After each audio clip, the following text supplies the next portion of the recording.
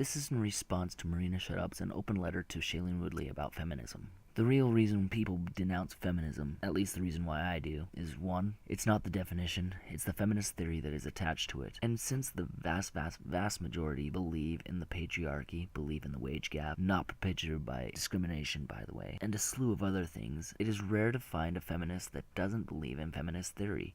It's like calling yourself a Christian and not believing in Christ. It's in the name. 2. The vast majority of articles make women the victims and men the victimizers. Even though feminists believe men can be victims too, in the literature and articles written by self-identified feminists make it seem like a man-hating movement. People, celebs, see these articles and put 2 and 2 together. Patriarchy means men, not society. Feminists just changed the definition to help reduce cognitive dissidence. 3.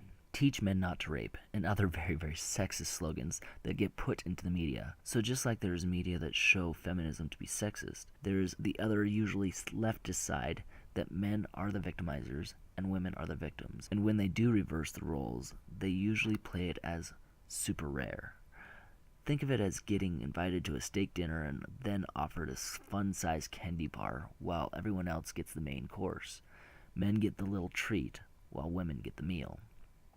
4. Check your privilege. Feminism is built on the premise that women are the oppressed gender.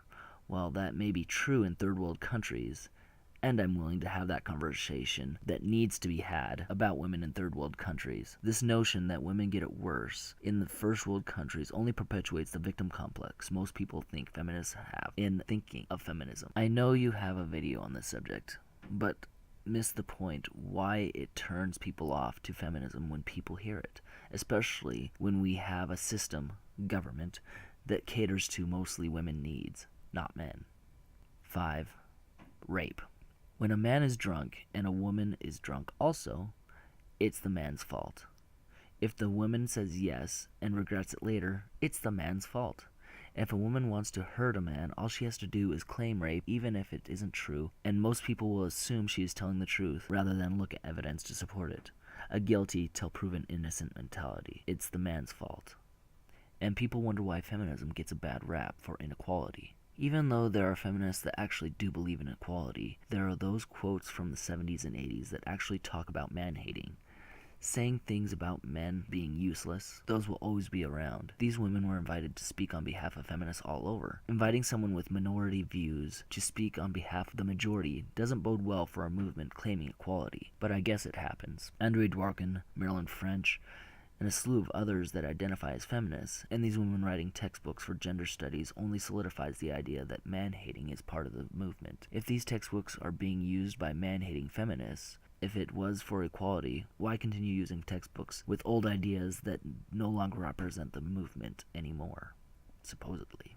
I understand that there are many invalid reasons that people say, I'm not a feminist, but in those people's defense, there are many invalid reasons why people say, I'm a feminist, too.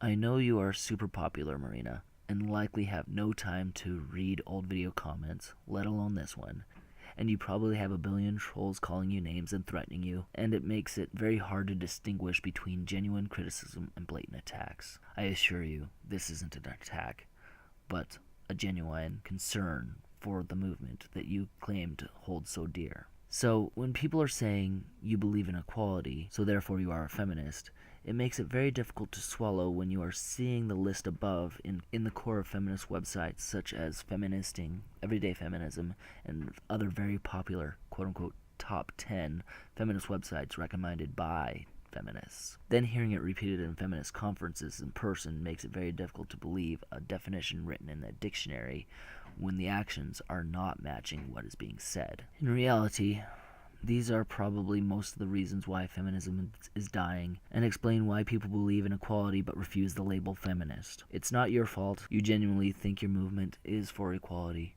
but you see the list above that is drenched in feminism. When people say, I'm not a feminist, usually means the things I listed above play a factor in why they are not.